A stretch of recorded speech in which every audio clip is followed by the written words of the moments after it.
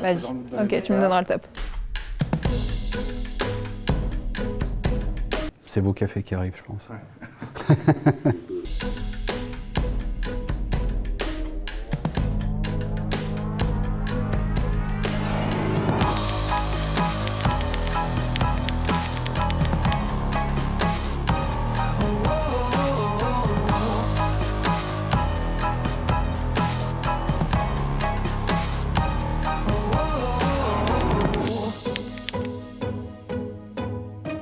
On est dans une phase de transition, de manière très claire. Et moi, transition, je le mets toujours au pluriel. On en a plusieurs devant nous. La première, elle est climatique, et celle-ci, on n'y peut rien. Je veux dire, pour l'instant, on est dans le constat, et elle se fait malgré nous. On aimerait que ça aille autrement, elle se fait malgré nous. On est dans une transition qui est sociétale. Celle-ci, elle est majeure.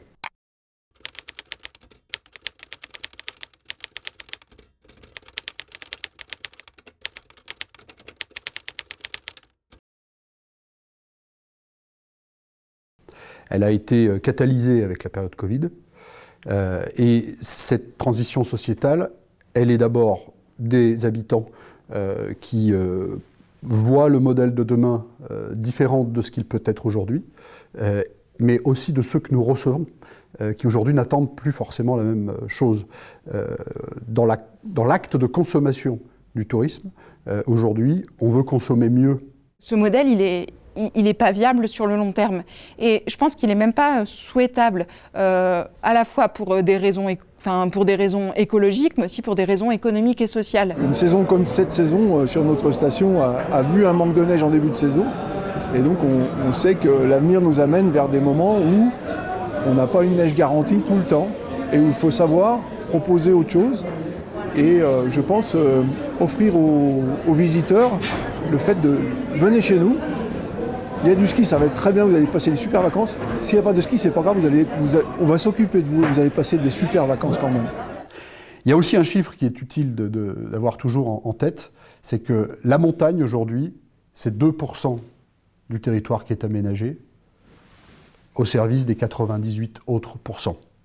Voilà. Que derrière la station, il y a toujours les grands espaces, des milieux totalement préservées. Les stations, elles occupent pas beaucoup dans le paysage, entre guillemets, mais pourtant, qu'est-ce qu'elles occupent dans les imaginaires, dans les médias, dans l'économie? Donc c'est pour ça que le ski, il a sa place, mais il a sa juste place. Et du coup, il faut investir dans autre chose. La machine à cash, c'est les remontées mécaniques. Voilà. Il ne faut jamais perdre de vue cette affaire-là. Ça veut dire d'ailleurs qu'on a besoin de cette dynamique économique pour pouvoir préparer la transition. Sans ça, c'est cuit. On sait aussi, et Climsno, l'objectif dans les résultats qu'il nous donne, qu'il y a plein d'endroits encore où on fera du ski dans 20 ans ou dans 30 ans.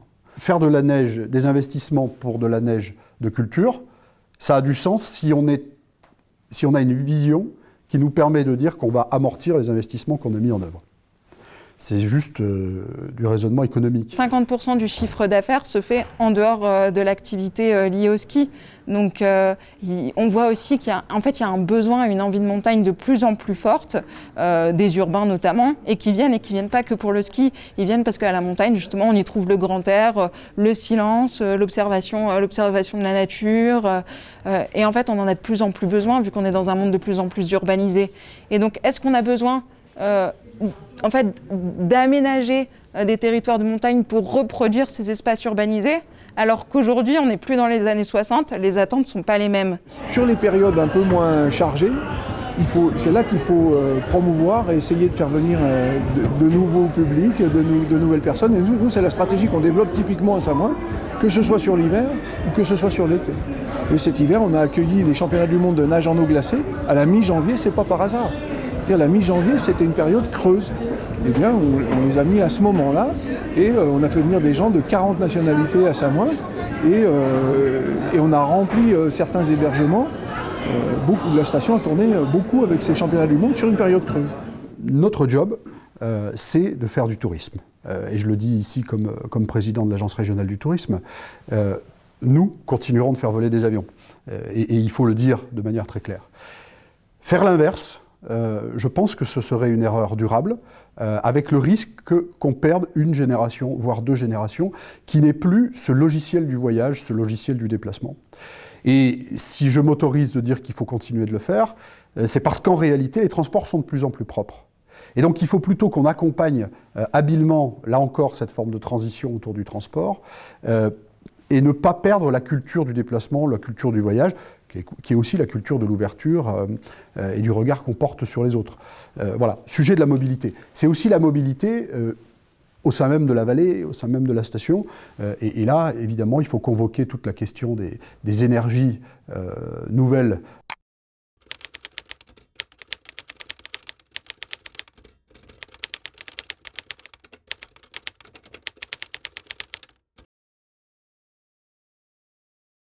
Avec lesquels on peut travailler, électrique naturellement, l'hydrogène, qui est un de mes sujets phares, qui n'est pas une énergie mais un vecteur d'énergie, mais qui en tous les cas, pour la montagne, peut apporter énormément. Stopper l'artificialisation croissante, stopper le tout aménagement et en effet réorienter les moyens, l'argent vers des métiers qui sont liés à l'humain en fait. Et c'est pour ça que quand on parle d'autres facettes de la montagne, on pense vraiment qu'il y a de l'emploi sur la transmission, sur comment on va en montagne, comment on découvre la montagne, comment on observe ces territoires qui sont magnifiques et qui peuvent vraiment beaucoup nous apporter. Et en fait actuellement l'argent il n'y est pas dessus. Alors 2 points. Que je cite, sur lesquels je crois qu'il faut aller plus vite. Le premier, c'est de se dire qu'on est tous dans cette dimension valléenne. C'est parfois encore un peu difficile sur les parties hautes du territoire de bien considérer tout le territoire. Ça évolue, ça pourrait évoluer plus vite, et ça je le souhaite vraiment. Le deuxième, c'est autour des mobilités. Le premier coûte rien, le deuxième coûte très cher. La meilleure utilisation du câble. On en a fait un peu, on a quelques expériences qui sont d'ailleurs des vrais succès. On peut aller plus loin, on peut aller plus vite aussi. La transition écologique, énergétique est une nécessité. Sur la commune, nous sommes en train de développer un système de chaufferie bois biomasse avec un réseau de chaleur.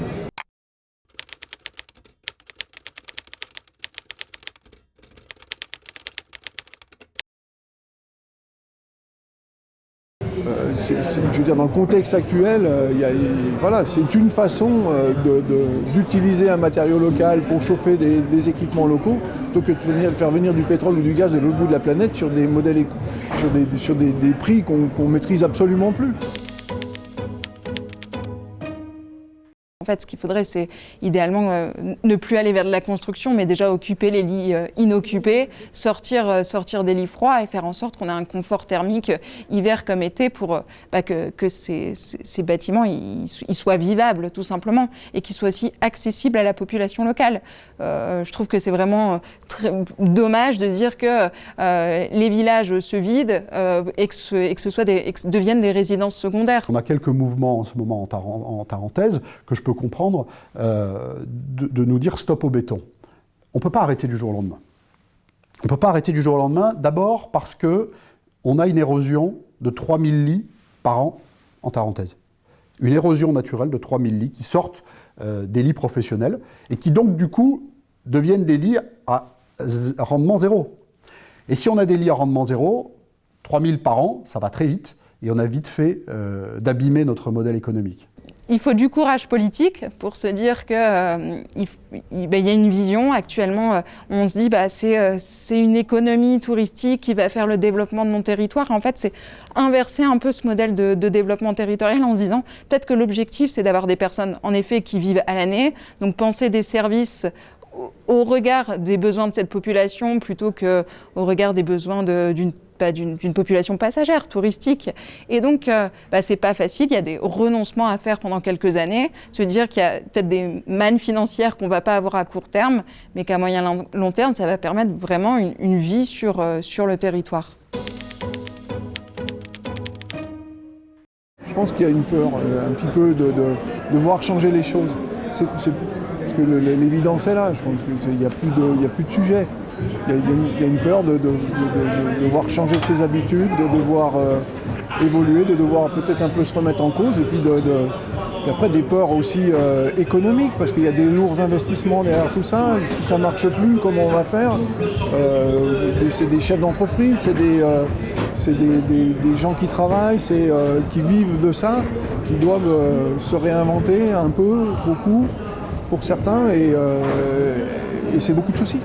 La difficulté, et là où on n'a peut-être pas encore trouvé toutes les réponses d'ailleurs, hein, à l'évidence, c'est de se dire, il faut qu'on crée des activités qui rapportent de l'argent sur le territoire, ça c'est la dimension économique très forte, mais qui restent accessibles, ou qui en tous les cas, c'est un panel d'activités qui fait que je suis prêt à repasser au tiroir caisse tous les jours de mon séjour.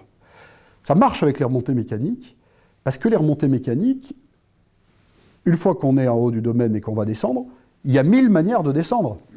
Et chaque descente à ski est une nouvelle expérience. Ce n'est pas le cas d'une luge quai de saison, ce n'est pas le cas d'un pump track, ce n'est pas le cas d'une tyrolienne.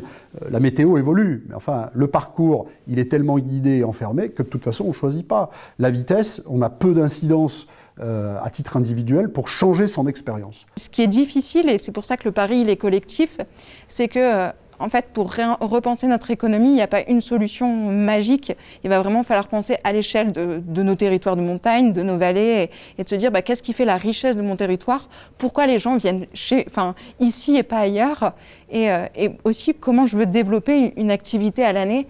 Et en fait, ça, je pense qu'il y a plein de potentiel. C'est quand même très stimulant de se dire il y a plein de choses à créer. Ça va pas être facile, mais il faut mettre l'argent sur cette création, parce que sinon, en fait, on recule juste le problème à quelques années, et socialement, la crise, elle va être plus dure.